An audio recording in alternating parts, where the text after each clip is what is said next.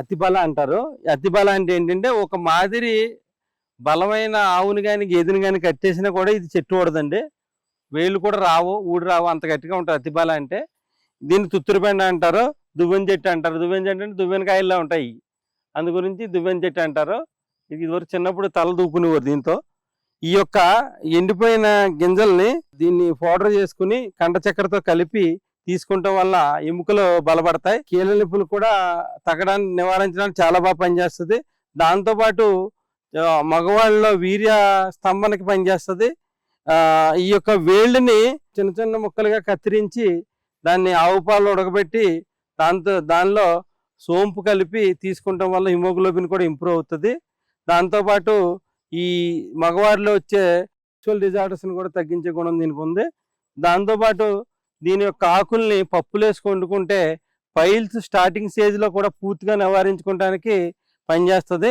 ఇది కందిపప్పులో వేసుకుని ఒక 10 ఆకులు వేసుకుని జీలకర్ర వేసుకుని పప్పు వండుకోవడం వల్ల మలాశయ ద్వారాల్లో ఉండే ఇన్ఫెక్షన్స్ అవి తగ్గడానికి కూడా ఇది పనిచేస్తుంది. దీని యొక్క ఆకుల్ని, పిడికిడ ఆకుల్ని జీలకర్ర మిరియాలు కలిపి నూరి గోళీల కింద చేసుకుని కూడా మింగటం వలన కూడా మలాశయ ద్వారంలో ఇన్ఫెక్షన్స్ అవి తగ్గించుకోవచ్చు. దాంతోపాటు ఈ అతిబల యొక్క వేళ్ళని, ఆకుల్ని, సమూలాన్ని మనం చిన్న చిన్న ముక్కలుగా కత్తిరించి దాన్ని మునిగేలా నువ్వుల నూనె వేసి చిన్న మంట మీద మరగాయించి కానీ భద్రం పెద్ద బాండీలో పెట్టుకుని మరిగించుకోవాలి. మరిగించుకుని దీన్ని ఒంటికి అప్లై చేసుకుంటే మన బాడీ వజ్రకవచం కింద తయారవుతుంది. అంటే మన స్కిన్ టైట్నెస్ వచ్చి ఉపయోగపడుతుంది.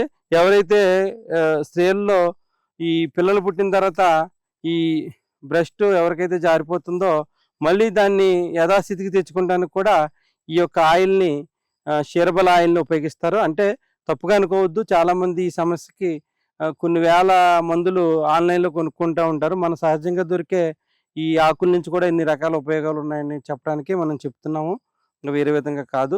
ఈ విధంగా పిల్లలకి ఎవరైతే ఎండిపోయినట్టు ఉంటారో వాళ్ళ అమావాస్య టైంలో రాత్రి 12 గంటలకి ఈ ఆకుల్ని నూరి ఒంటికి లేపనం చేయటం వలన ఎండిపోయి కుసించిపోయిన శరీరం కూడా బలోపేతంగా తయారవుతుంది. ఇది మర్మ రహస్యం, ఎందుకంటే మా గురువు గారు నేర్పిన ఇది రహస్యం.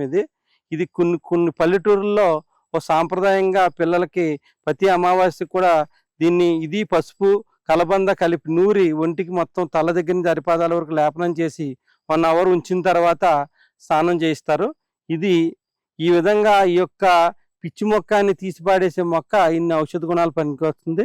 ఈ పొలంలో ఏది కూడా ఇంత విషతుల్యం కాకుండా ఈయన 15 సంవత్సరాల నుంచి కాపాడుకుంటూ వస్తున్నారు దీన్ని. ఇది మనం పల్లెటూరులో దీని అవగాహన తెలిసి కూడా ఆ గట్లకి పాయిజన్ని మనం గట్లకి స్ప్రే చేసి మన యొక్క భూమిని నిస్సారం చేసేస్తున్నాం.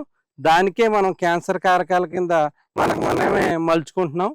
అందరూ కూడా కొంచెం కలుపు మందుల మాని ఇలా ఆర్గానిక్ ఫార్మింగ్ వైపు మారితే మన పిల్లలనైనా కూడా ఆరోగ్యవంతమైన జీవితాన్ని లీడ్ చేయడానికి అవకాశం ఉంటుందని, ఇంత మా యొక్క బిజీ టైంని, మా వాల్యుబుల్ టైంని వేస్ట్ చేసుకుని కూడా మీ గురించి మేము సాక్రిఫై చేయవలసిన అవసరం వచ్చింది. ఇది అందరి బాధ్యత. మాకు అవకాశం ఉన్న వల్ల మేము చేసాము. ఇది అందరూ తెలుసుకుంటారని ఆశిస్తూ సెలవు తీసుకుంటాం.